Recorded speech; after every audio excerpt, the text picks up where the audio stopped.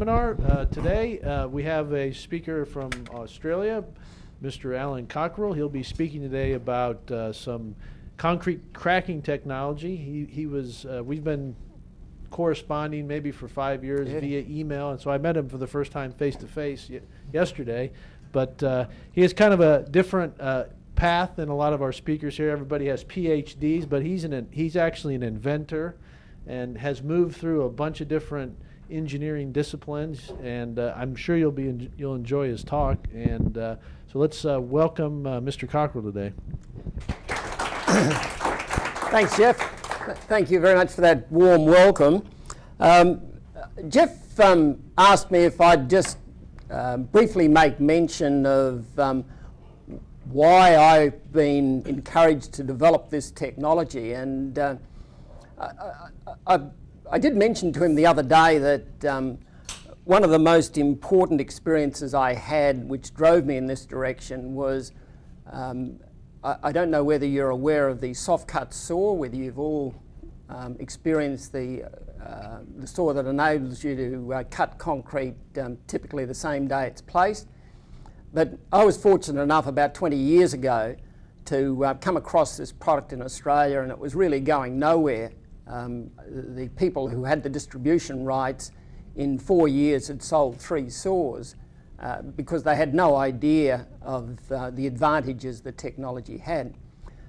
To cut a long story short, as a result of that, I decided to go over to California and spend a week with the father and son concrete finisher who invented the soft cut saw. And I initially went over there thinking I'd have to each afternoon go down to the pub or the hotel and get drunk with them and get into a few fights, because that's how I'd build up a friendship in a short period of time. And after all, they were concrete finishers. And fortunately, I found that they had acquired a desire to learn to play golf. And so each afternoon, instead of going to the pub, we used to go down to the country club and play 9 holes of golf, and I was able to help them with their the development of their swing. And they, at the end of the week, chose to appoint me as their Australian distributor ahead of an international company with a turnover of several $1 billion a year because of that personal relationship we'd developed. But the point I'd like to make is that I found myself, after working with these guys, and they were tireless and determined to promote their product and see it developed and used. But it struck me that for 2 guys who had no formal education to come up with a solution to a problem that the industry, and in particular the engineering community, knew was important, that is, the importance of early saw cutting in concrete pavements, it seemed to me that if a couple of uneducated guys could do that, then with an engineering degree, if you kept your eyes open, then perhaps there were other opportunities there. And so I'd suggest to you that it's very worthwhile to walk around with your eyes open, and when you see something that doesn't look right, look to find a way of making it right. My company, Concrete Slab Technology, has developed and patented technology and equipment to mechanically crack saw cut joints in concrete slabs on ground approximately 48 hours after concrete placement. You might well ask, why is this technology important? So I'll very briefly just go through the background to set the scene for the PowerPoint presentation. As you all know, concrete shrinks. It's either thermal shrinkage or drying shrinkage. And if that concrete is restrained while it's shrinking, then cracks can develop. And those cracks, without control, will usually create problems. And in the case of concrete pavements, the subgrade friction restrains the shrinkage of the concrete pavements, creating the cracks. And to date, there have really only been 3 systems developed to control cracking in concrete pavements. The first system that I'll briefly detail is the use of steel reinforcement, and it's designed to restrict the opening up of the cracks. And to be reasonably reliable in restricting the opening of the cracks, you've got to put approximately 0.7% of the cross-sectional area of the concrete pavement, you've got to replace that with steel reinforcement to produce what's commonly called continuously reinforced concrete. But that approach has got the following disadvantages. First up, there's the additional cost of the steel reinforcement, which is quite considerable. And there's also the cost of the anchors to prevent the accumulation of movement of the pavement, and therefore no opening up of, or no cracks developing in the pavement. And then the third one is there's problems can still arise when you get cracks that are widely separated, which does happen on occasions. So it's more expensive and it doesn't solve all the problems, the use of steel reinforcement. The second system is the use of post-tensioning to create a compressive stress in the concrete which counteracts the tensile stresses that can develop. This approach has disadvantages also. Once again, there's the additional cost of the steel tendons, and there's the accumulated movement of the joints at the end of the concrete slab or concrete or the concrete pour. Finally, the third system is the cheapest system, and that's the use of concrete really without steel reinforcement or steel tendons. And not surprisingly, it's not surprising then that this is the most widely used solution for concrete roads and concrete airport runways and taxiways to date. In the case of concrete slabs on grade for warehouses, and that's the area that we've tended to concentrate on to date, there is typically a nominal amount of steel reinforcement between about 0.1 or 0.2% of the cross-sectional area of the concrete used, and it's in the hope of, when cracks do develop, and they do, holding those reasonably tight. So it's not a very well thought out use of steel. As I say, if you want to be sure that the concrete cracks, when they develop, will hold tight, then the percentage needs to be more like 0.7% of the cross-sectional area. Just focusing on the cheap third solution, it typically uses regularly spaced stress concentrators, which are often saw cuts, in an effort to control the cracking to the location of those saw cuts. This solution has a range of problems, most of which have been ignored because, after all, it is cheap. And I guess to date, no one's had a solution for the problems. The first problem is the timing of saw cut cracking. The problem is that all these stress concentrators don't crack at the same time. And if they did, it would be ideal. And it was with this realisation when I was involved with the soft cut saw, and I would go to sites the next day and then the next week and then the next month just to see how the product was being used, that I saw these dominant saw cuts, dominant cracking of saw cuts. And typically I would go to the middle of the concrete pour to see the first saw cut that had cracked. And on occasions, and it was fairly rare occasions, it wouldn't take long until all the saw cuts cracked. But on most occasions, I found that the saw cut that cracked first became dominant and kept opening over a period of time while the other saw cuts cracked. And in the case of warehouses, there were a few things going on which prompted me to think that this was not good. One was the wide acceptance and use of small diameter hard wheel forklifts. Another was, instead of using 20 MPa concrete for warehouse slabs, 40 MPa concrete was now widely used. They were really the main drivers in that warehouse market.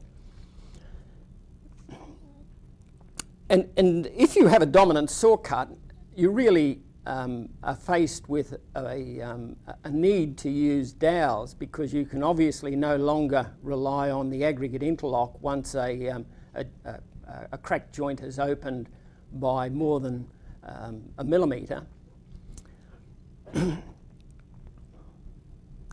And the joint sealants was the other problem, that with these small diameter hard wheels you could no longer use elastomeric sealants, because you wanted something that was going to provide support to the edge of the saw cut so that the small diameter wheels wouldn't crush that edge as they passed over the joint. And that meant you had to use a semi-rigid sealant rather than an elastomeric sealant. And with the semi-rigid sealants, of course, you don't have much capability to take movement, so dominant joints were very problematic, particularly at an early age when these joints had to be sealed so the building could be put to use. The second problem was that when unplanned cracks develop between the saw cuts, you've got big problems where there's no steel reinforcement. Because there you no longer have the ability to transfer load. You've also, in addition, got difficulty sealing a random crack.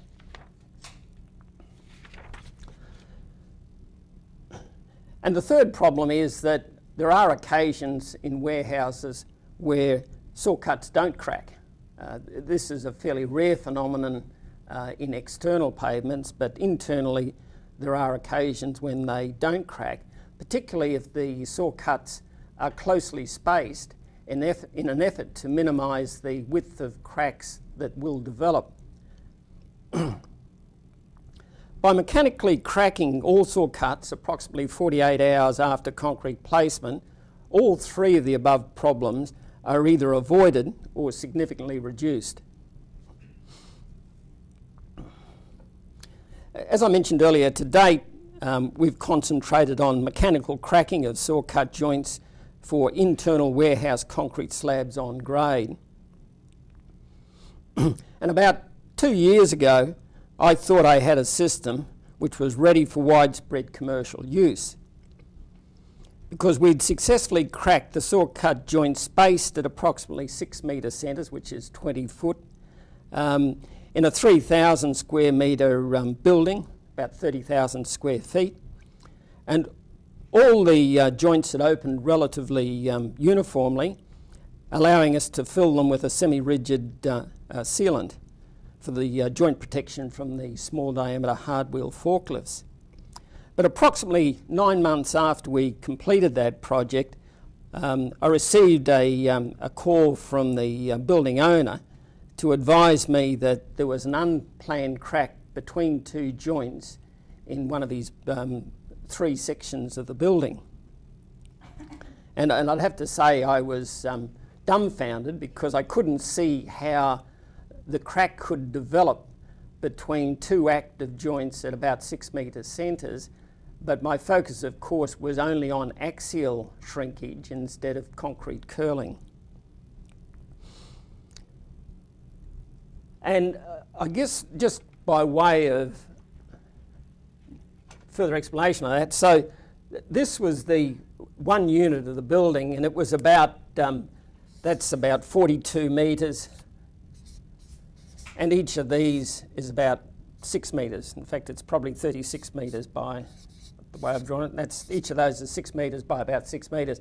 And when I first went to the site, there was a crack in only one panel, and there were posts from storage racks down that side and down that side of the slab.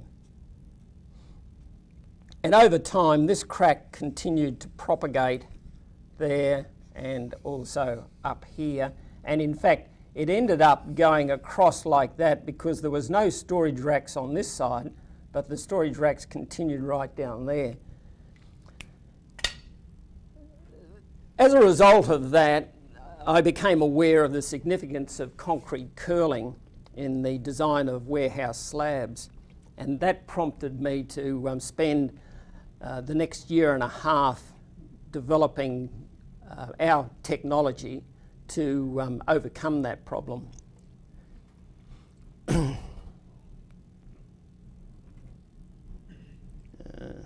So this just is, I guess, a bit of background. The reality is that when you take on a challenge like this, it is a very long and winding road, and you really have no idea of the twists and turns that lie ahead.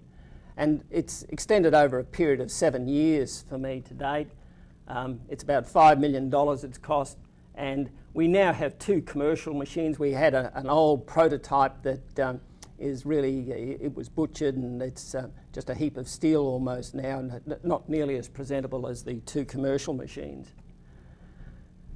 So what we've got is a way of reliably controlling the cracking in concrete pavements for good joint performance. And just in the design of the warehouse slabs, typically you first design the slab thickness for the applied loads, and then you design for linear shrinkage. Well, that's your jointing system. And the third step, which is currently not required by any codes that I'm aware of, is concrete curling stresses. And that really was the cause of this problem here. And as I say, the need for better crack control is that we've got increased concrete shrinkage due to slabs that 20 years ago were designed with a 20 MPa concrete, now requiring 40, usually for the wearing surface of these hard wheel forklifts, and much larger concrete pours. You know, now with the Somero laser screeds around, 50, 60, 70 metre long pours aren't uncommon, and there's obviously economies of scale in pouring that size. I can remember as a young engineer doing some work for General Motors in Australia, and they wanted a concrete hard stand to store their cars after they'd come off the assembly line, and I designed, I think each panel was about 6 metres by 6 metres, and they were all individually formed in a checkerboard. Well, you can imagine how expensive that sort of system is, as against doing that pour in probably 1 or 2 days instead of 2 or 3 weeks. So in designing for the applied loads, typically it's a point load from either a wheel or racking load, and that the initial loading is going to create cracks at the underside of the slab, radial cracks. But who cares? You can't see that. As long as the crack isn't in the surface, that's accepted. If you keep on increasing the load to its ultimate load, then you'll get that circumferential crack developing on the surface of the concrete pavement.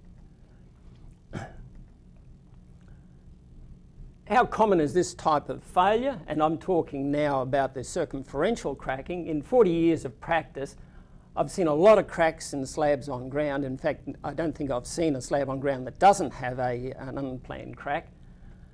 But I've never seen a circumferential crack which would signify a failure due to a point load. I therefore conclude that few cracks are caused by applied loads exceeding design loads in warehouses. So let's just quickly look at the linear concrete shrinkage as it occurs naturally.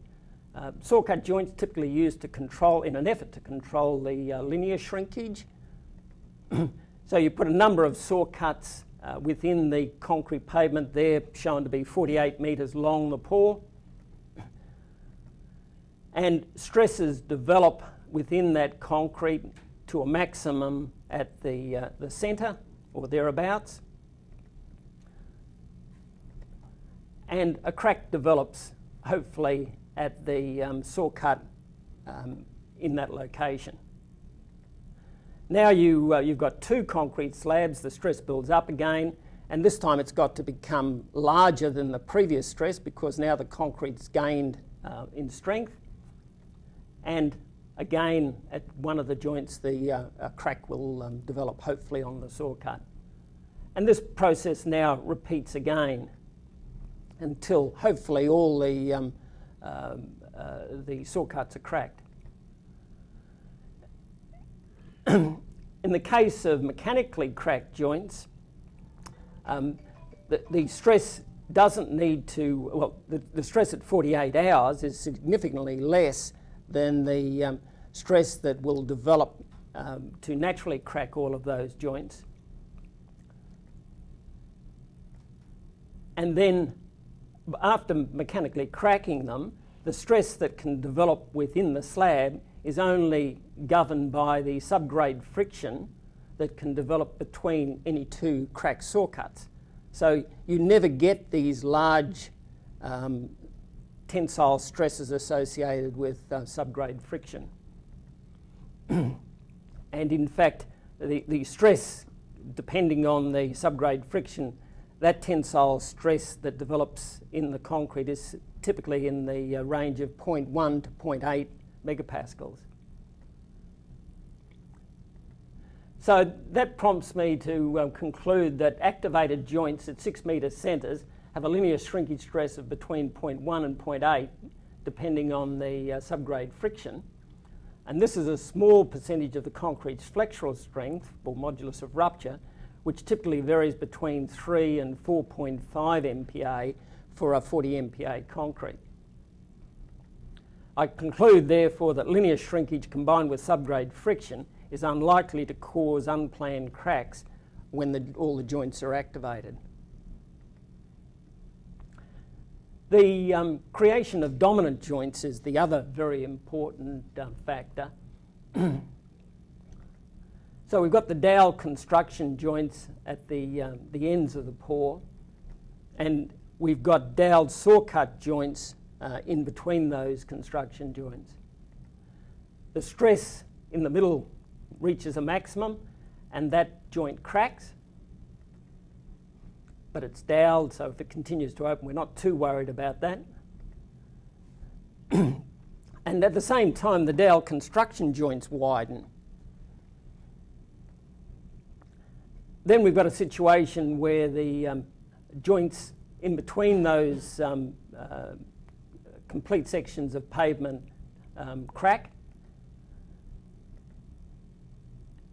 And again, the dowel saw cut's widening, and so is the dowel construction joint.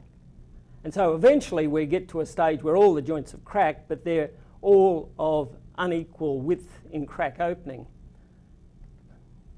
That's actually a photograph of a 3 to 4 mil wide saw cut on a project that was about 42 metres, I think, in length.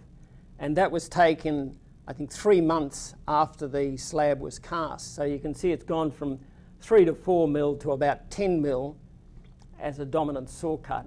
And you can imagine with small diameter hard wheels what a mess they would make of the edge of that concrete saw cut.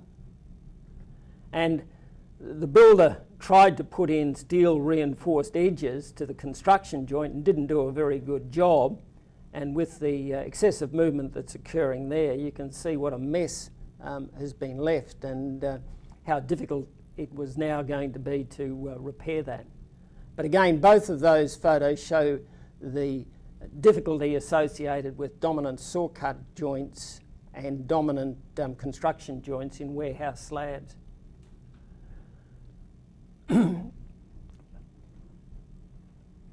So you can see from this, where there are dominant joints, there's a requirement for the steel edge reinforcement to the dominant construction joints, hopefully a bit better built than that photo I showed. But they're difficult to install correctly, as you saw, and they're also expensive. And when you've got the dominant saw cut joints, the joint's exposed to damage from these small diameter hard wheel forklifts. So to avoid the dominant joints with the use of mechanical cracking, again, you've got the dowel construction joints, you've got the dowel saw cut joints in between. Our machine goes along each of those saw cut joints. It automatically drives itself and steers itself with very fine accuracy along each of the saw cuts, stopping at nominated intervals depending on what's put into the PLC onboard computer, and applying a dynamic load to the saw cut to induce a crack. And so it just goes along thumping the concrete effectively with a controlled load at controlled centres. And as a result, you end up with all the joints cracked 48 hours after concrete placement, and not surprisingly that you then experience relatively uniform opening of all the joints.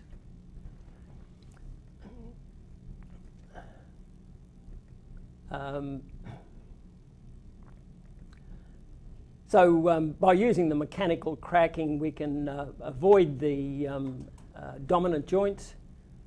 It allows us to use a semi-rigid joint filler to protect the joint edges of the saw cut.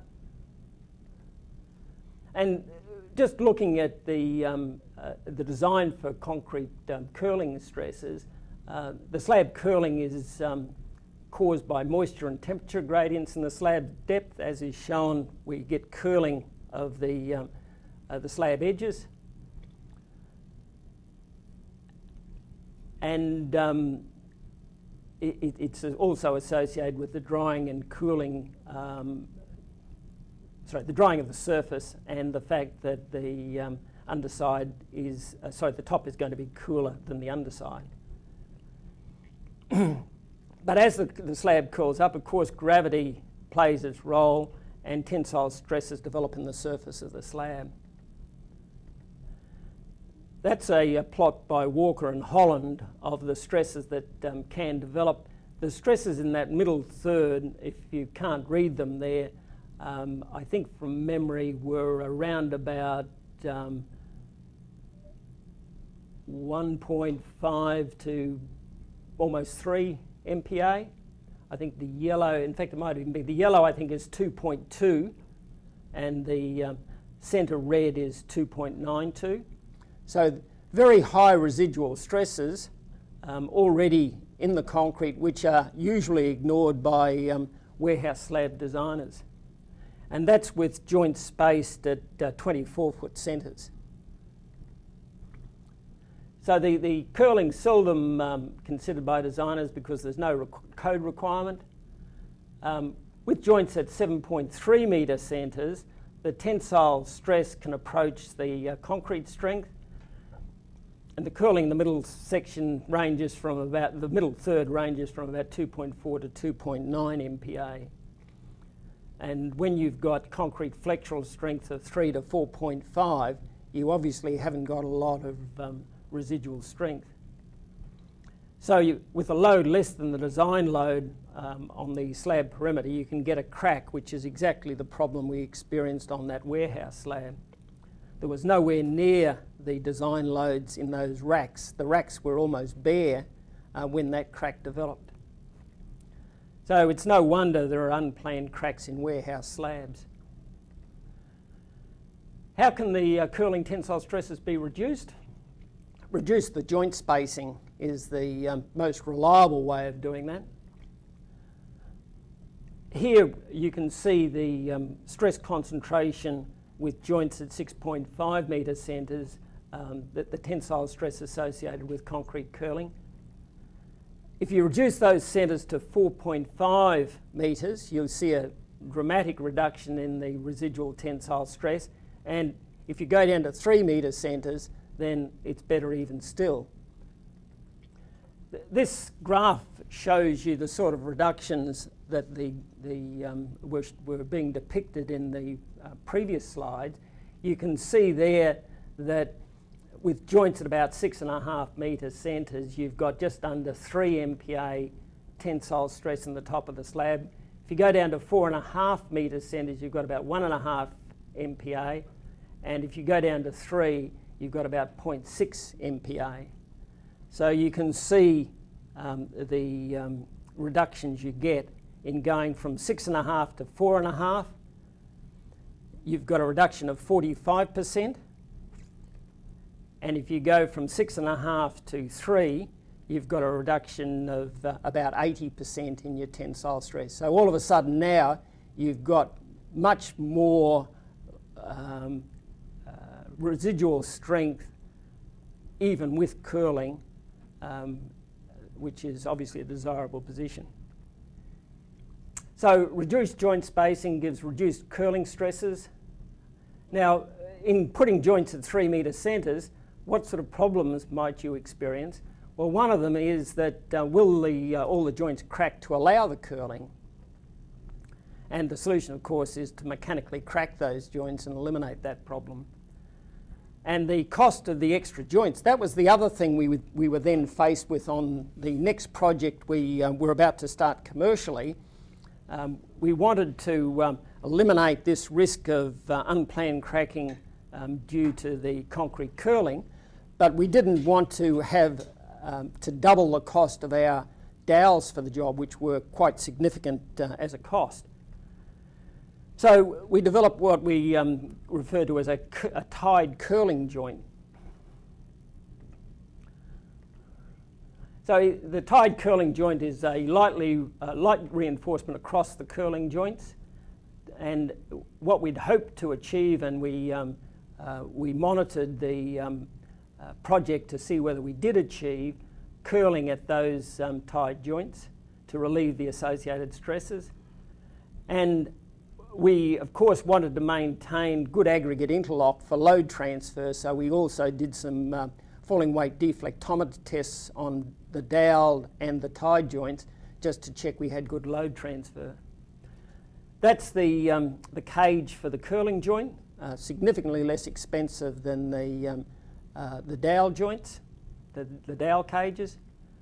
There you can see them in place. You can see the tapered dowels on one row of saw cuts and the tied joints on the other. So the commercial trial we had was an 1,800 square metre building, joints at about 3 metre centres, and we used a combination of dowelled and tied curling joints. And all joints were mechanically cracked after 48 hours. We closely monitored the project for 6 months. We were in a very fortunate position where the owners said that until the warehouse was tenanted, we were at liberty to do any testing, non-destructive testing that we'd like. That's the warehouse. Do the tied curling joints allow curling? Well, we bought a profilograph and measured the elevation profiles over the 6 month, and that's really what we found. And we only, on this project, we only put in 2. Now again, I was very concerned to trial a new system, and if it didn't go well, then the remedial work and associated costs can be quite extensive, so I felt that if we did 2, that'd give us a reasonable idea of how we were travelling. But you can see there that we've got considerable curling at both of those locations. Not as high as at some, but I think there'd be enough to give significant reduction in curling tensile stresses. and yeah, so that really is what we found. For the load transfer, do tied curling joints provide good load transfer? Well, we engaged the main roads department to do falling weight deflectometer tests to determine the load transfer efficiency of the joints. And they were the dowelled and the tied joints. And we used plate dowels, tapered plate dowels, 6 mil thick at 450 centres, and our tied curling joints were 8 millimetre deform bar at 480 centres. And these are the values we got for the load transfer efficiency for a 40 kilonewton, 60 kilonewton and 100 kilonewton. So you can see that our curling joints in all 3 cases gave 100% load transfer efficiency, and the tapered dowel joints were dropping off marginally below that 100%. Joint widths, there's the saw cut joint. There's the construction joint. The construction joint between there were two. We split the pour into two halves, and that's the construction joint between the two halves.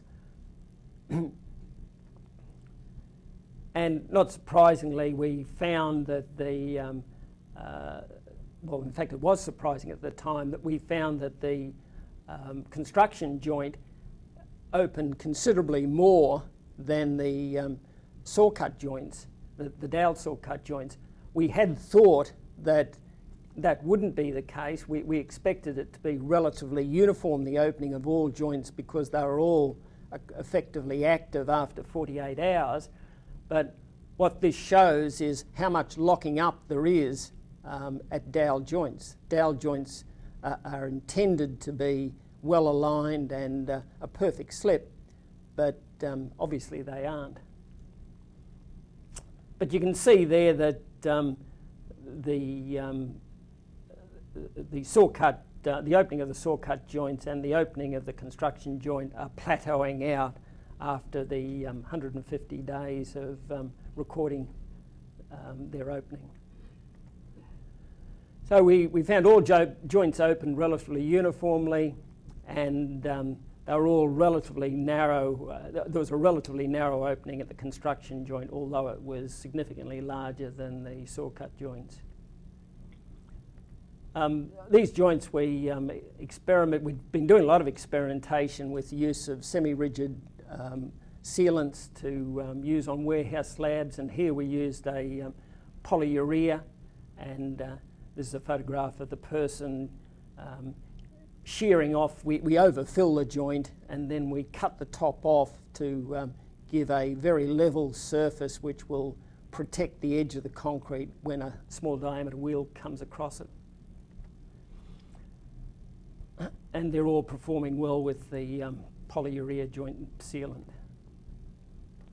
So in summary, the design for applied loads and concrete curling, you're going to get very high stresses if your joints are at 7 odd metre centres, and there's no need in under current codes to consider concrete curling. And point loads that are less than design loads near the slab perimeter will often create cracks in the middle third of the slab, and people will wonder, or people will usually say they're associated with linear shrinkage, and I'm sure that in the majority of cases that's not true.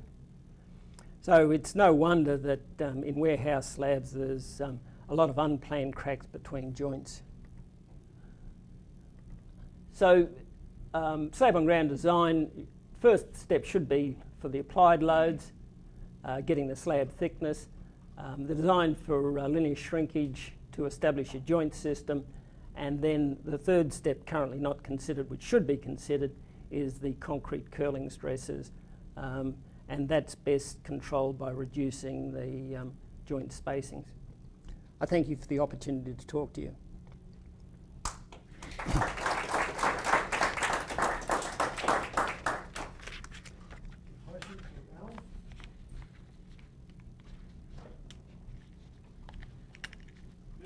About some of the challenge with the device trying to crack the slabs? Oh, it took us years. You know, one thing that you've got to be as an eternal optimist to do to get into this line of business. And we had a lot of failures, a lot of problems, both associated with working out how we could induce a control crack without causing unplanned cracking. Another big thing was just designing the system to guide the machine along a saw cut. That technology wasn't readily available. We had to develop that. Yeah, it's in fact, looking back on it, I've got no idea where the ideas came from, but they just kept on coming as each problem arose. I don't think I ever became concerned about it, and I usually found a good night's sleep produced the answer. Somehow your subconscious just thinks it through, and if you don't worry about it, it'll just pop out the other end. Bizarre. But it, you know, you to define all of those problems, I could probably write a book about it. It took that long, and to find, I guess, all of this sort of thing initially you've got to do on an incredibly tight budget, and in fact if you don't continue with that, I think most projects end in disappointment. One of the things I experienced earlier on was a push to get a venture capitalist involved, and I'm very thankful on this occasion that I didn't, because I saw a lot of projects where they chose to do that, and not surprisingly, when a venture capitalist puts money in, they expect milestones. So you've got to tell them what you're going to do, how far you're going to advance your technology with the money they're about to give you. And that is extremely difficult when you've got no idea how you're going to do it. And so what happens is if at the end of the first round of venture capital funding you haven't achieved those milestones and you wish to progress further, then you've effectively got to give away more of your share of the company in an effort to do that. And I've seen a lot of people get to a stage where they've only got a small percentage of the company and they still aren't there. And that's when it all falls over, because it always needs a driver. Someone has to be driving it. People will give you money, but you've got to have the ideas and the solutions. Any other questions? Yes? Do you still golf? Do I still play golf? Yeah. Occasionally. No, and it's, I say that because I enjoy golf, but it's very time consuming, as my children have pointed out to me, and the time it takes me to play a round of golf, they can go to the gym, they can do a 30k bike ride, and they can catch up with a few mates. So, you know, it really is very time consuming. And I guess I also find I get more enjoyment now getting on a surfboard. I've sort of taken up surfing again, having done a lot of it when I was younger, and it's a lot easier to consistently ride a wave than consistently hit that little ball around the golf course. Did everyone understand the mechanical enjoyment braking? How is it actually guided? Sorry? How is the machine guided along the craft? There is, well, in fact, we initially started, we used laser technology, and we just set up a laser beam, and then we used the lasers that are currently used to, well, they're now used a lot on earth-moving equipment to determine the depth of cuts. And that in itself was an enormous task, because the manufacturer, there are only about 2 or 3 manufacturers of that equipment in the world, and they have got to a stage where they won't disclose how you program their technology. And it was only after probably 6 months of trying to do that, we came across a company that was prepared to give us some information, albeit it wasn't the right information, and we just had to play around with it, and by trial and error until we got the whole thing to work.